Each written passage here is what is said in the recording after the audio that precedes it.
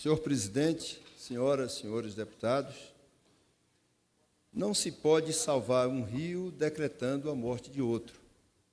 Esta é a minha posição em relação ao projeto de lei número 6569 de 2013. Esse projeto de lei refere-se à navegação fluvial e suporte de regularização hídrica do rio São Francisco através do rio Tocantins.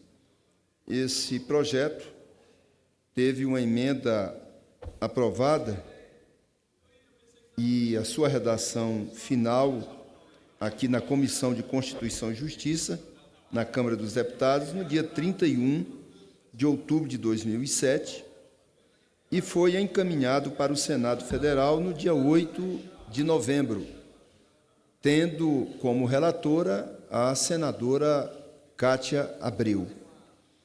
O projeto, senhores e senhoras deputados, prevê a transposição do rio Tocantins para a bacia do rio São Francisco, que, na nossa opinião, causará o colapso, cujo déficit hídrico vem se agravando desde 2015, ocasionado pela escassez de chuva na região e em toda a bacia do rio Tocantins.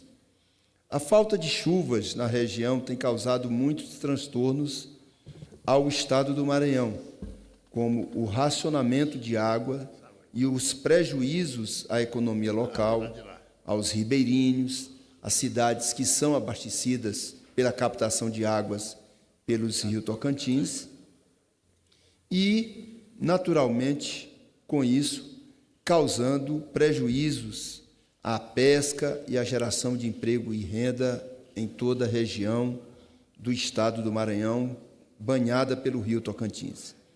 De acordo com dados da Agência Nacional de Águas, a ANA, as hidrelétricas localizadas no rio também estão prejudicadas com a seca.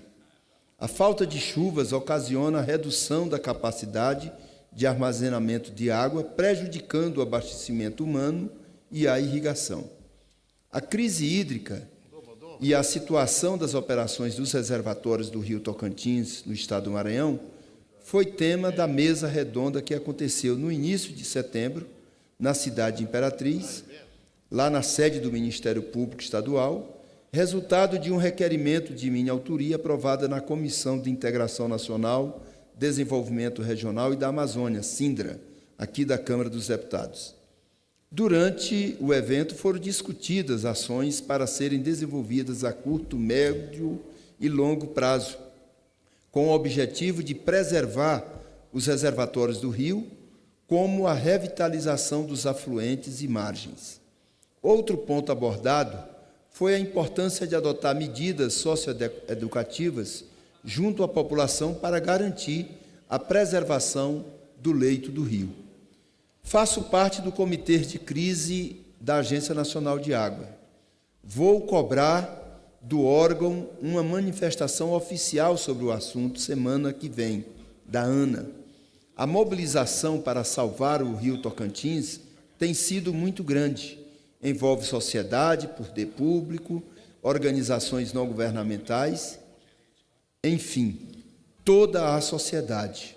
Não podemos permitir que este projeto tenha êxito.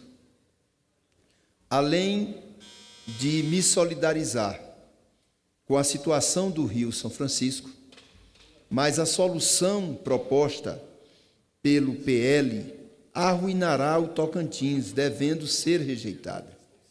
O Nordeste, tudo tem sofrido por causa da estiagem, mas esta solução é inadmissível e precisa ser combatida. Lutarei no Congresso Nacional pela não aprovação desse projeto. É o meu dever como deputado federal defender a bacia do rio Tocantins, vital que é para o estado do Maranhão. Portanto, senhor presidente, senhoras e senhores deputados, chama a atenção dessa casa para esse grave equívoco, na nossa opinião, que é a proposta desse projeto de lei que prevê a transposição do rio Tocantins para o rio São Francisco.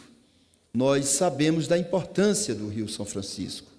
mas também quem conhece a realidade hoje do Rio Tocantins sabe que jamais esse projeto vai resolver a situação, porque, como disse no início, não se pode salvar um rio decretando a morte do outro.